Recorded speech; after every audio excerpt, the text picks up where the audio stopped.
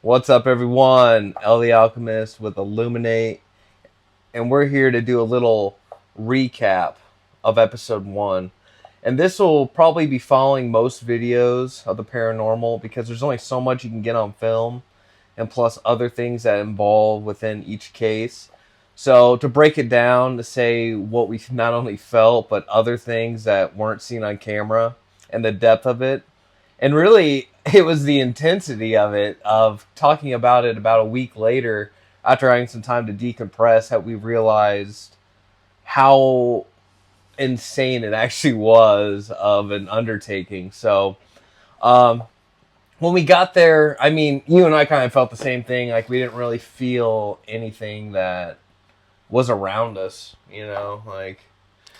Well, I felt like I could feel the people that lived in that area were active Mm, when we got there because I heard like mowing sounds and stuff and like machinery, yeah. like a tractor almost. And that was the thing. I didn't really see much. There's maybe like one farm house within a mile. I mean, beforehand there was a couple of different places of people, but there's probably just like one or two farmers around us. But I kind of felt that when we were walking through. It was really not till the way back was really when it felt like something was watching us. But what was really peculiar was during one of our ghost box sessions, we were going deeper into the forest to look for that tree where Stephanie was said to have been tied up. And as we were going deeper in, that's when nightfall was really coming upon us. And that's when really the intensity for myself started to kind of pick up, because we were going deeper and deeper into this forest, just kind of wandering around and realizing how dark it would get because you're not familiar with these Like forests. at that time, I almost felt like there was someone where we just were. Yeah. That was as we were coming back down, because there's a point which we were like, all right, we need to get out of the forest. The area where we do the cleansing, we were like, let's go head back to the area where it's most paranormal activity. As we were going down, like, I was hearing a boat. Like, it literally sounded like a boat, and I felt like, all right, me and Illuminate are gonna have to go talk with some people right now. Like, that's really the energy and vibe it felt like. And as we were getting closer down there wasn't anything at all. And I mean, even you were saying like we like down by the river. Yeah, it we heard like a loud blowing sound, like a fan boat on the river or something. Mm-hmm. You know. That's exactly what it felt like. It felt like yeah, a fan boat. Or some type of machinery that made that loud sound. It went by. It did. And that's the thing too. We were looking at everywhere for people and there was nothing. And so it did feel a little peculiar. But it wasn't until after we were getting done with the completion of the ritual. And I'm going to have a clip to play it back so you can hear the sound. But it started getting louder and louder. And if anyone knows what animal this is or wants to put that down below, if it is an animal, that'd be awesome. Because as of right now, from it was wild because him and I weren't even communicating. Like, we were just doing the ritual. But this thing starts making this really weird, it was like a humanoid owl sound. That's the grounding in which I keep hearing it in my head. Like, and as I kept hearing it, it was after maybe 4 times for me was when I felt like this doesn't sound like an animal. This sounds like a person or a really weird, not normal. Like, I'm not gonna say a Wendigo. I'm not out here saying that, but it was an Indian burial ground. But something weird making that sound. And that's when I felt the inclination, like we completed the ritual, and now this thing's making that sound. Like we should get going. Yeah, like I agree with El the Alchemist completely as far as what we heard because on the third or fourth time that it happened for me, I started to question whether the sound was being emitted by a human. Yeah, It made me wonder. And then he found a story on the internet about someone who had the same experience with a hooting owl and yeah. thought it was a human too. It was a story about the area. And it was a week later when I did the research. This was just a couple days ago. And I was reading over more stuff about Okie Pinokie, and that was one thing that it was talking about. Because everyone was hearing these weird humanoid sounds that also had like an owl resemblance. And the fact that not only just myself and someone else online, but other people talking about these grounds having potentially like fourth, fifth generational individuals that like live out there, like a tribe.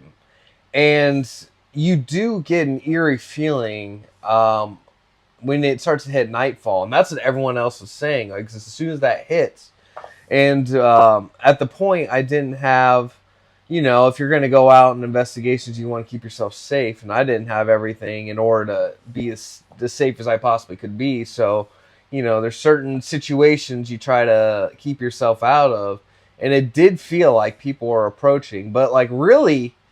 The cherry, honestly, really, the whipped cream and cherry on top was when we were coming back to get to the car.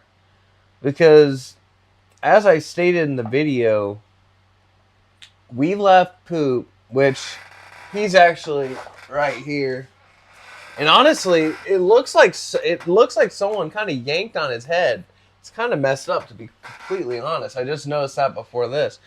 But the whole entire...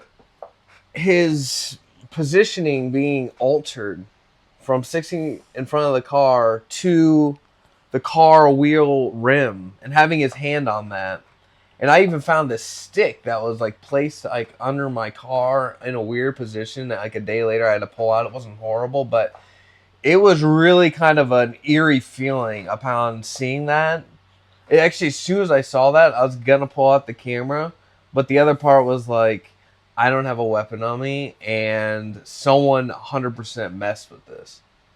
And like we said earlier, it didn't feel like there was anyone around other than, it felt like there's a fan boat and then possibly some machinery, but I don't see that anyone would come down on a empty road that says it's closed and would go into an area to move some stuff to alter someone's...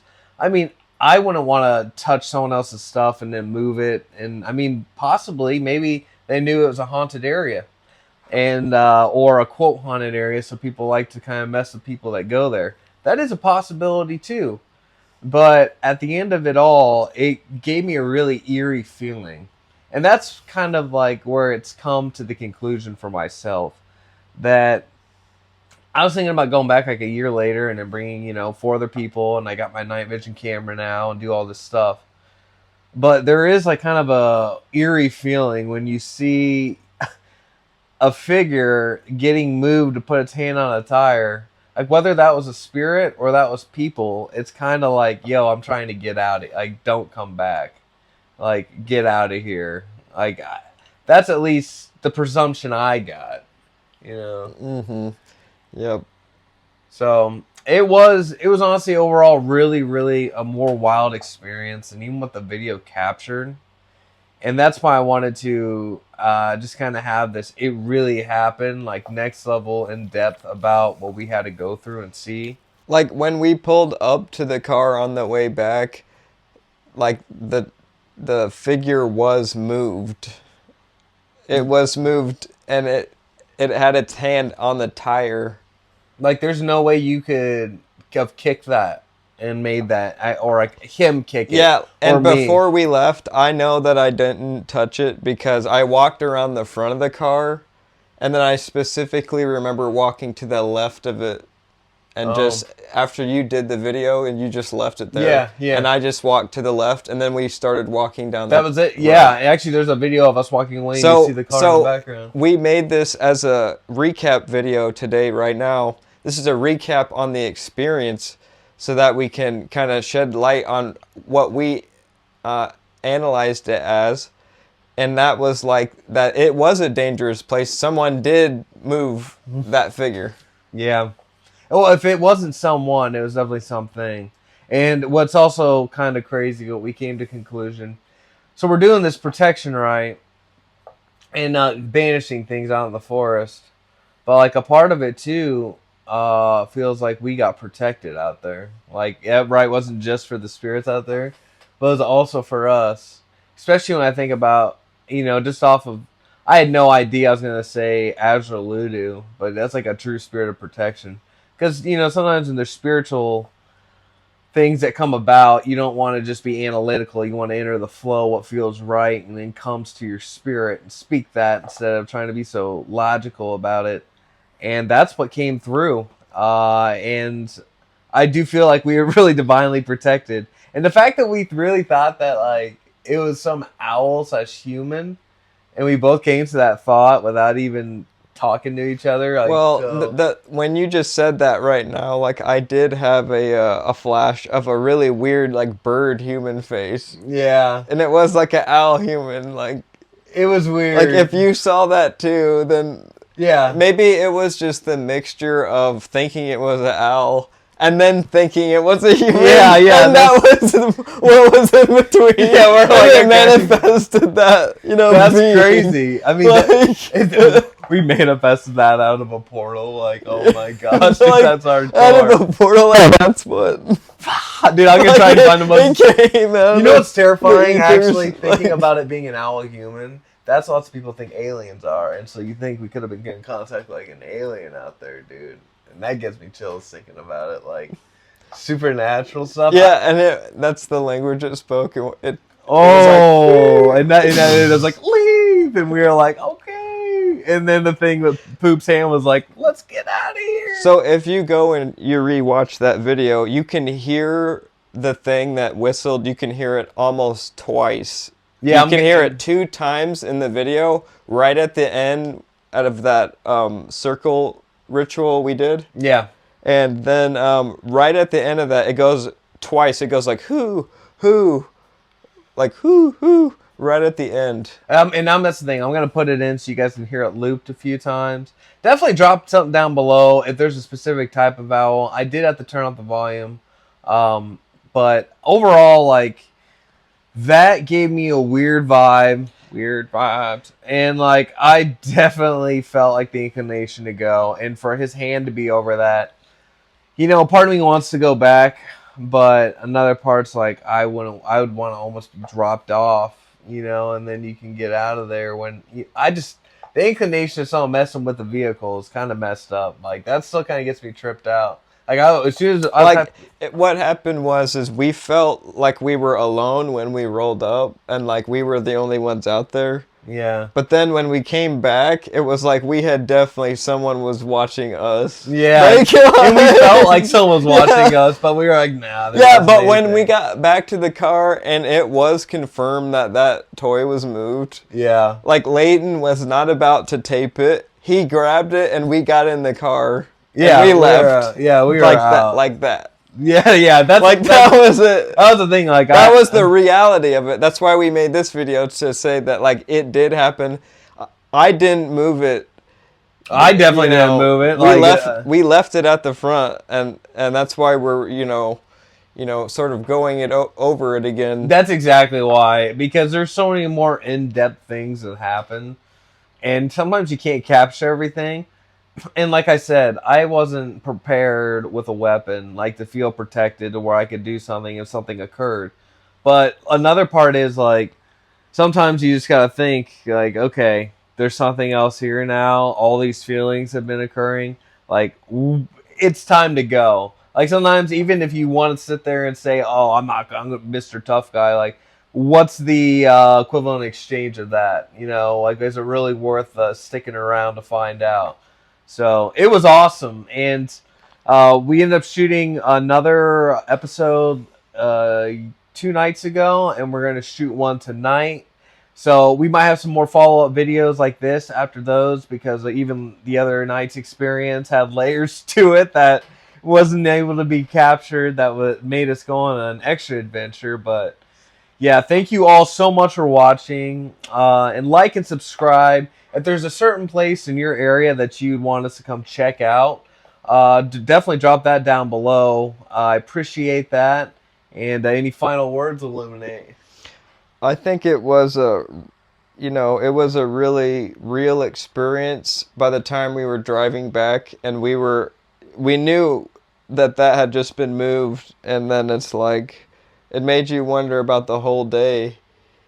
Yeah. If there was people tracking us That alongside us. like hearing the fan boat, feeling as if you're watched, hearing that sound, and it did feel like eyes were on us, especially walking back, dude. That mile and a half, like walk back from that circle, dude. That's where like it felt the most vulnerability.